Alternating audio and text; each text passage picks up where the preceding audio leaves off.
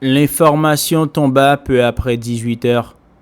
Paul fut prévenu à 18h25 par un mail de l'attaché de presse du ministre.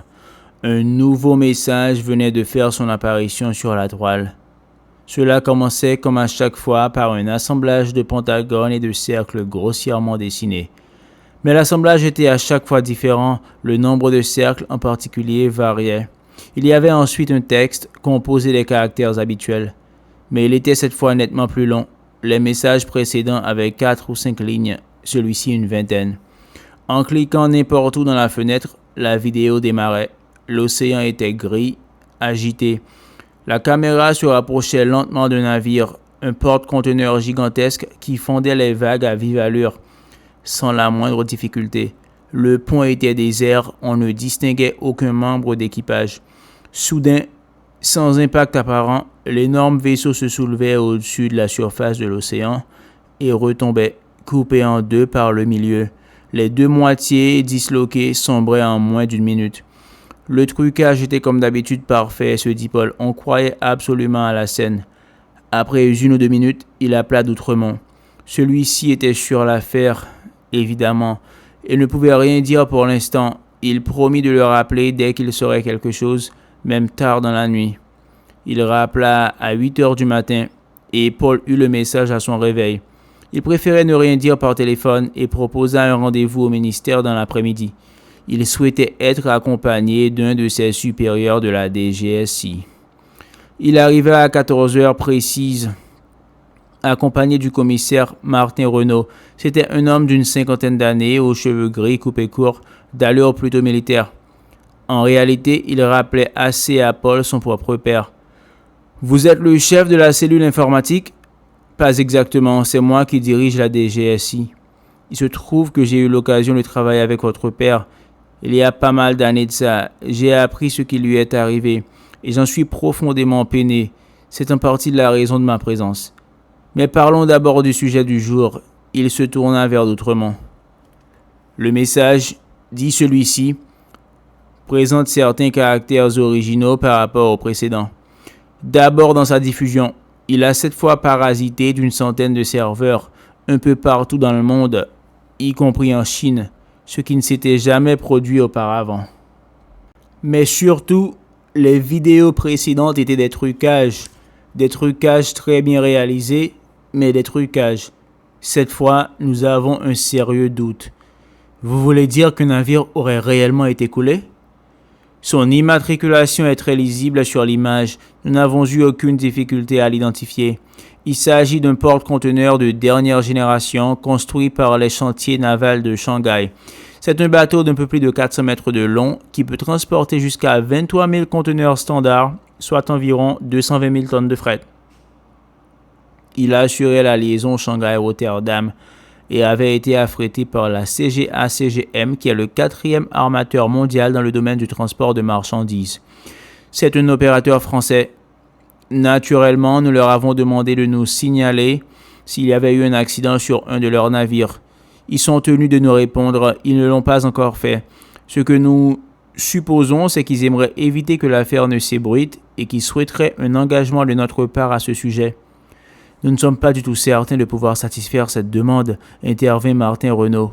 Il donne l'impression de penser que nous pouvons dans toutes circonstances contrôler les médias, décider de ce qui va sortir ou non. C'est loin d'être le cas.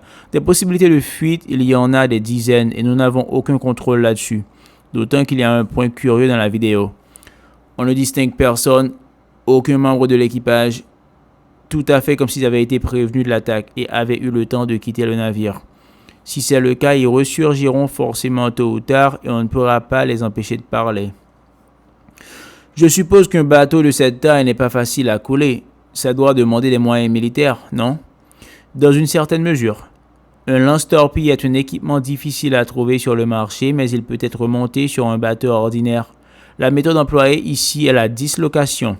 Il n'y a pas de contact direct entre la torpille et le navire. Elle explose quelques mètres en dessous. C'est la colonne d'eau montante, celle qui se projette dans la bulle de gaz engendrée par l'explosion, qui coupe le navire en deux. Il n'y a même pas forcément besoin d'une torpille très puissante. Donc, non, des moyens énormes ne sont pas indispensables.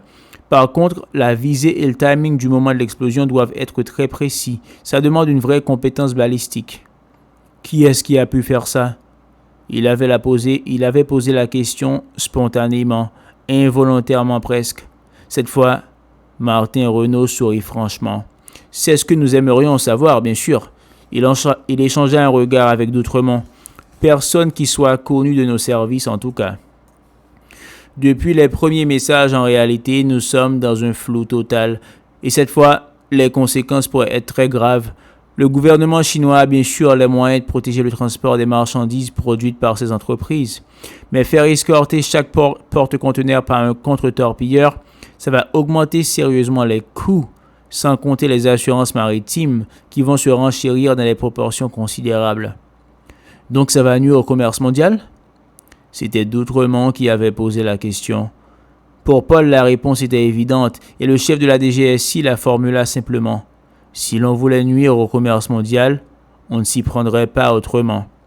Évidemment, ça pouvait les orienter vers certains types d'activistes, plutôt d'ultra-gauche, mais les activistes d'ultra-gauche, s'ils avaient fait la preuve de leur aptitude à pourrir n'importe quelle manifestation, n'avaient pour l'instant manifesté aucune compétence de niveau militaire et par ailleurs manquaient de moyens financiers. Un lance-torpille restait un équipement onéreux, quelle que soit la manière dont on envisage de l'acquérir. Martin Renaud hésita quelques secondes avant de poursuivre. « Il y a un autre sujet pour lequel je voulais vous voir, dit-il finalement. Votre père détient encore certains dossiers. » Paul s'étonna. « Des dossiers? Il était pourtant bien à la retraite. » « Oui, certainement, mais quand on exerce des fonctions comme les siennes, on n'est jamais complètement à la retraite, dit Martin Renaud. Ces dossiers n'étaient pas vraiment des dossiers, enfin c'était difficile à expliquer. Vous pourriez les lire, poursuivit-il, vous n'y comprendriez pas grand-chose.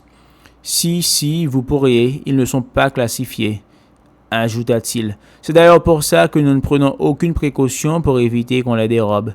Nous ne pensons pas que qui que ce soit puisse en tirer des éléments. Il s'agissait, au fond, moins de dossiers que de collections de faits ou d'informations étranges, entre lesquelles le père de Paul avait été le seul à établir une relation. Il n'y avait rien d'assez solide pour justifier une enquête ou une opération de surveillance. C'était plutôt comme des espèces d'énigmes qu'il avait parfois occupées pendant des années, dans lesquelles il pressentait une menace pour la sécurité de l'État, sans pour autant pouvoir en préciser la nature. Il y a quelques chemises cartonnées qu'il conservait dans son bureau à Saint-Joseph, en Beaujolais. J'y suis allé une fois, expliqua-t-il. Donc, nous souhaiterions, en cas de malheur, enfin au cas où les choses tourneraient mal, que ces dossiers nous soient remis.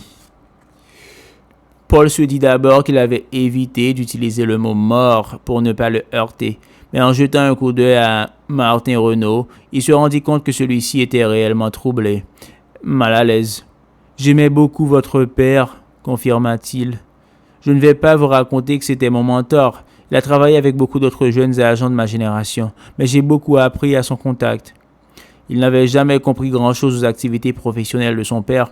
Il se souvenait juste que, de temps en temps, il recevait un appel sur son téléphone sécurisé, théorème, parfois au moment des repas, et qu'il s'isolait aussitôt pour répondre. Il ne leur parlait jamais ensuite du contenu de la conversation, mais il paraissait soucieux, en général pour le restant de la journée. Soucieux et taciturne. Oui, c'était un homme dont les activités professionnelles avaient été caractérisées par le souci. C'était tout ce qu'il pouvait en dire. Naturellement, il accepta. « J'ai, moi aussi, une demande à vous faire, poursuivit-il. Les responsables de ces attaques informatiques et maintenant de cet attentat disposaient manifestement de moyens importants, mais ces moyens ne devaient quand même pas être illimités. Ils savaient qu'on avait par le passé tenté de supprimer les messages, mais que très vite ils réapparaissaient sur d'autres serveurs et parfois sur le même.